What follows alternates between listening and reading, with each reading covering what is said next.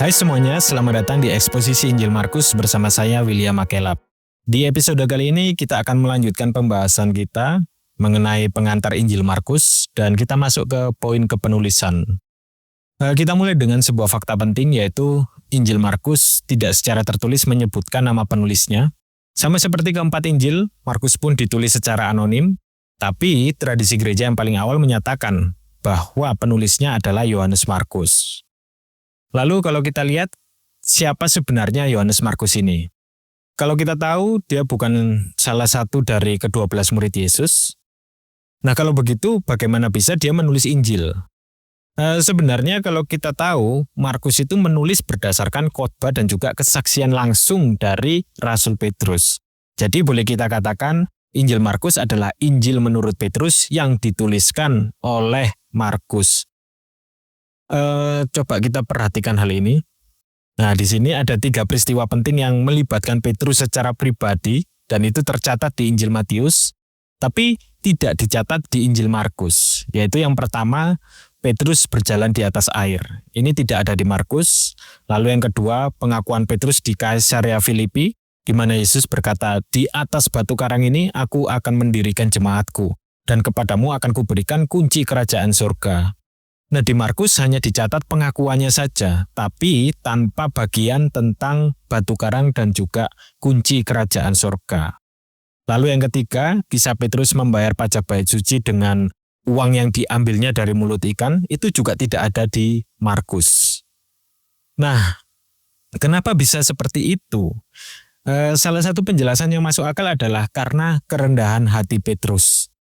Jadi dalam khotbah-khotbahnya Petrus yang menjadi sumber Markus, Petrus mungkin dengan sengaja tidak menekankan peristiwa-peristiwa yang memuliakan dirinya sendiri. Dan ini menunjukkan karakter seorang murid sejati ya, yaitu semua kesaksian yang ditulis, yang dikhotbahkan, yang dibagikan bukan tentang dirinya, tetapi fokusnya hanya pada Yesus. Nah sekarang coba kita lihat kesaksian bapak-bapak gereja yang paling awal, yang hidup hanya beberapa puluh tahun setelah kepenulisan Injil Markus. Yang pertama ada Papias, dia seorang uskup, dia menuliskan mengenai Markus yang menjadi penerjemah Petrus, menulis dengan teliti segala sesuatu yang diingatnya. Nah, dia mendapatkan informasi ini dari sang penatua, yang kemungkinan adalah Rasul Yohanes sendiri ya. Lalu ada Martir Justinus, mengutip Markus dan menyebutnya berasal dari ingatan Petrus. Berikutnya Ireneus, dia menulis kalau Markus, penerjemah dan pengikut Petrus itu dialah yang menyerahkan kepada kita secara tertulis apa yang dikhotbahkan oleh Petrus. Lalu next nomor 4, ada Clemens dari Alexandria, menceritakan bahwa orang-orang mendengar Petrus berkhotbah di Roma, lalu kemudian meminta Markus untuk mencatat khotbah-khotbah itu, supaya bisa dibaca oleh semua gereja. Lalu nah, yang menakjubkan, kesaksian ini dari berbagai pusat kekristenan mula-mula ya. Dari Asia Kecil, dari Roma, Perancis, Afrika Utara, dan juga Mesir. Artinya apa? Artinya adalah semua sepakat kalau penulis Injil Markus itu adalah Yohanes Markus. Jadi kalau orang-orang dari berbagai benua yang berbeda dan semuanya mengatakan hal yang sama bahwa Markuslah penulisnya, maka informasi ini sangat bisa dipercaya dan ini memberikan kita keyakinan yang begitu kuat.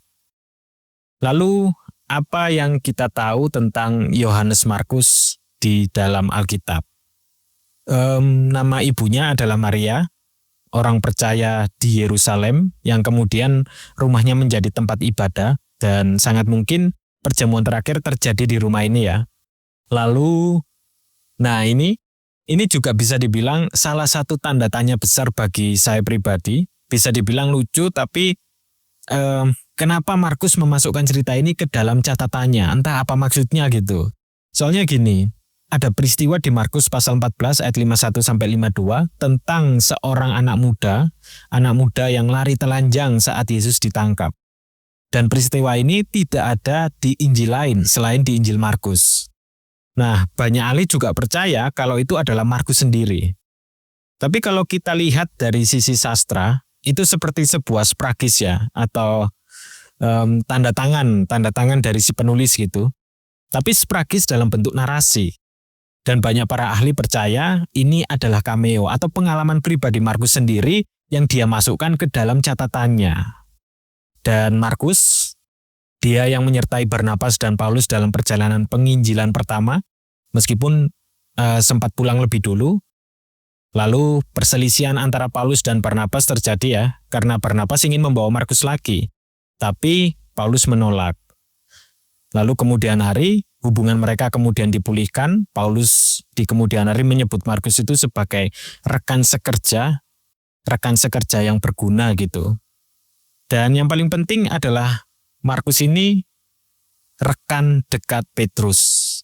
Dan Petrus sendiri menyapa Markus dengan sebutan atau dengan penuh kasih, yaitu Markus anakku. Jadi ketika kita membaca Markus, kita sedang membaca kesaksian dari Petrus, sang pemimpin rasul, yang dengan setia kemudian dituliskan oleh Yohanes Markus, seorang yang hidup dan melayani di tengah-tengah jemaat mula-mula.